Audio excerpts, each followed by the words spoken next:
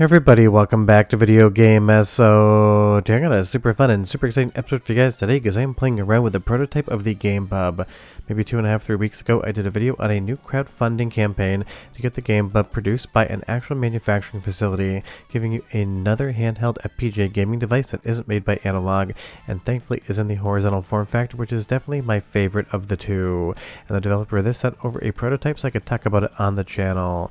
Now do be aware this is not a review in any way, shape, or form. This is still a work in progress build, and this is something that has been assembled by hand, and even though it's doing exactly what it advertises, I want you to be aware that I'm not reviewing a final product. This is not indicative of the overall quality you would receive if this thing gets funded and you get one made from a factory. But honestly, having another FPGA GBA out in the market is going to be such a fun time, and it does cover both Game Boy and Game Boy Color as well. But for me personally, the Game Boy Advance is the system I've loved the most as far as Nintendo 2D handhelds are concerned. Now let's take a look at the actual unit in and of itself. You'll see here we have a D-pad and a couple buttons on the left hand side, as well as that speaker grill, and of course you're going to have your 4-face buttons, speaker grill, and a couple extra on the side, stuff like start and select. It's a very traditional layout, and that is because it is using that Nintendo layout as far as the buttons are concerned. And if you're wondering what the D-pad size is, it's basically the same circumference as a penny. I was going to measure it with my calipers, but I figured a penny would be way more universal of a measurement than just trying to give it to you in millimeters. And I know a few people have mentioned the screen bezel. It is just so you have the right resolution for both Game Boy as well as Game Boy Color. Maybe it's a little bit thick, but honestly not too much thicker than the bezels on the Analogue Pocket, so I can't really say much in the negative in that respect. And obviously this is going head to head with something like the Analogue Pocket, just in a different form factor, because I know a lot of people, myself included, have always said it would be great if Analogue revamped the Pocket into a horizontal form factor as well, for those of us who actually enjoy that, and that's what the Game Bub is in a way. Now I will say right off the top, people asked me in the preview a lot of questions about how the controls would feel, and of course I told everyone I wouldn't know until I actually had this in my hand. And again, this is a prototype build done by hand, but right now I've had absolutely no complaints whatsoever about the controls. The D-pad is responsive, the buttons feel good under my hand, and everything just plays like I would expect. The number one compliment I can give to any sort of handheld gaming device control-wise is if I stop thinking about the controls and just start playing the game, then I know I really don't have anything to complain about, and that's what I was experiencing in my limited time with the Game Bub. Everything just worked. Now on the top you're obviously going to have the right and left triggers. You're going to have the volume rocker, a power button, as well as the micro SD card slot. And one of my favorite tests for devices like this is how easy or hard is it to actually get that micro SD out, because these things are absolutely a pain in the ass sometimes when it comes to actually popping them in. But thankfully, at least on the prototype here, the overall tolerances are big enough so you can actually get that SD card in or out, and doing it in a viewfinder, definitely hard mode, so I love the fact that there actually is space there. Now taking a look at the bottom, you get a headphone jack, you get the link cable port, as well as a USB-C port that is going to be both used for charging as well as for docking this unit for television play, but we'll get into that later on in the video. And just playing around with some of the included games here, Celeste, this is definitely a game where if the controls are laggy, if there's any issues in the FPGA recreation of the hardware, or if any of the diagonals aren't working how I would expect, you would definitely feel it pretty quickly. And before you ask the question down below, no, these are not MiSTer FPGA cores. These are made by scratch cores from the Game Bub team. I was kind of playing around the diagonals to see if I can get back to where I need to quickly. And again, this is the type of game where both response time in the screen as well as any sort of latency in the FPGA core would definitely be apparent. I felt none whatsoever. Now in other games on the Game Boy Advance, these are just things included on the card. I'll show you games I added later. You can see that the image goes all the way to the edges of the bezel, and everything looks really good. If you're wondering why there is a slight flicker on the screen, that's just down to the prototype refresh rate and my camera being at 24 frames per second, just because that's what I record at. You do not see that in real life, it's only on a camera. And my favorite part about this is the fitment in the hand just feels nice. That curve there kind of slots between the pinky and the palm of my hand, so it really does fit well. And as far as the ergonomics are concerned, really nothing that I would say that I didn't enjoy about it.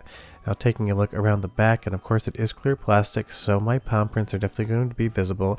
You have two different battery cells, the Game Bub logo, and of course you're also going to have the cart slot as well.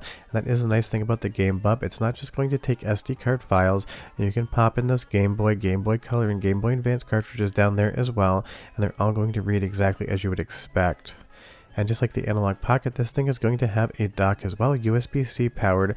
You're going to have your HDMI out as well as 2 USB ports for controllers. And I will say I tested this with an Xbox Series X controller. I plugged it in, it worked, it required no setup whatsoever, and definitely high marks as well. But let's go ahead and do a soundtrack sample and a full screen capture sample so you can see what Castlevania both sounds and looks like on the Game Bub. And I'll be right back with a lot more details, but enjoy the music.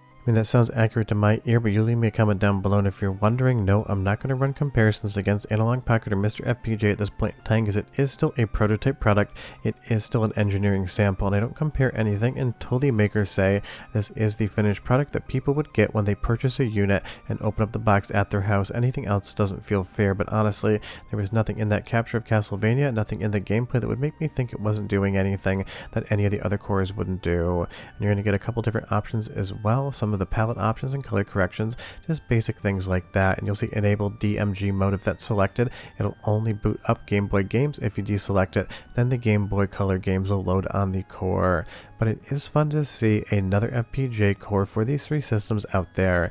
Now, as far as what else the Game Bub could run, it could definitely get some other cores ported over from MiSTer FPGA.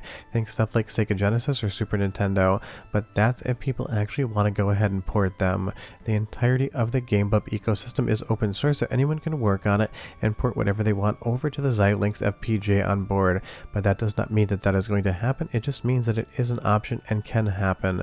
So if you're thinking about picking up one of these, make sure you want to play Game Boy, Game Boy Color, and Game Boy Advance, because that is what it's promising to do, and that's what you should expect it to do. But sometimes I see comments on all sorts of different devices, and people are upset that it doesn't do something they want, but the actual makers never advertise that as ever coming to the product, so you really can't be upset if something that wasn't promised you doesn't end up getting delivered. But let's take a look at the overall menu as well, and we'll go into some Game Boy Color examples. But one more time, I do want to stress that I'm moving over to MiSTer FPGA footage right now. This is not the MiSTer FPGA core, this is not the Analogue Pocket core, this isn't the Open FPGA Analogue Pocket core, this is a ground up core made by the makers of Game Bub for these things. So you're watching MiSTer FPGA footage right now. I'm sure if the core is done correctly, as it seems to be on the Game Bub, you really wouldn't be able to tell the difference, but I want that to be very clear. This isn't just a handheld MiSTer FPGA running some of the cores, this is a completely independent new product. But let's move over to the Game Boy Color side of things for our second soundtrack sample of the video.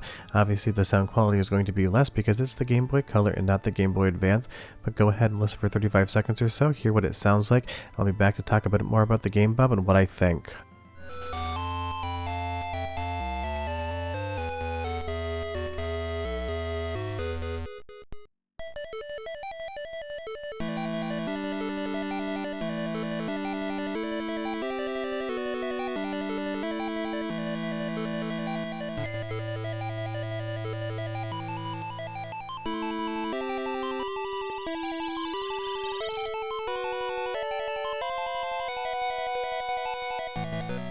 I mean, hey, just kind of sounds like Zelda to me, but you leave me a comment down below and you tell me what you thought that sounded like. Now, as far as whether or not I recommend this product is concerned, so far there's absolutely nothing about it that makes me think I wouldn't want to just own one of these things, and I will probably jump over to the actual site and get one myself. Just so you know, this prototype isn't staying with me. The maker didn't promise me a free unit when it came out. I'm just giving you guys a preview, but I like to be very clear what's going on. This was sent to me just so I could talk about it on the channel because a lot of you had questions, so I contacted the maker and asked asked if there was any sample units I could get in front of my camera, because you know I love showing things versus talking about them, and that's exactly what we're doing today. But the Game Bub definitely seems very promising. In my experience with it, in my limited time, there wasn't any issues that I had whatsoever. I just played Game Boy games, I played Game Boy Color and Game Boy Advance games, and it just worked. And as far as the price is concerned, economy of scale, it isn't going to be a big run, so sure, it's not the cheapest thing in the world, but honestly, you have to decide if something's worth it for you on the price.